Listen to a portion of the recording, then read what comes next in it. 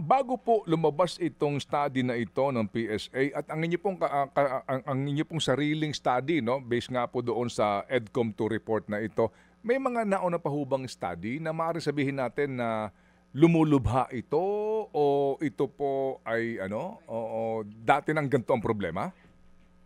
Sa aming data lang po 'no, sa mga Mm, pag-aaral na nagawa namin, mm, parang ito na yung pinakamatibay na batayan na ganoon nga po, na hindi lang bago ang problema, pati hmm, dati. Kasi 'pag hmm. nakita po natin yung 2019 PHLEMS na inanalyze po namin sa Year 2 report, kahit na mga age group 61 to 70 years old, sa totoo lang marami po na graduates ang hindi din functionally literate.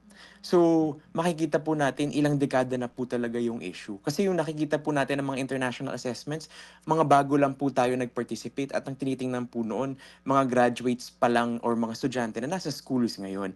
Mm. Wala tayong assessment na nakita natin hanggang lahat ng tumanda at nag-graduate dati pa. Ito po yung pinakamatibay yata nating ebidensya sa kasalukuyan.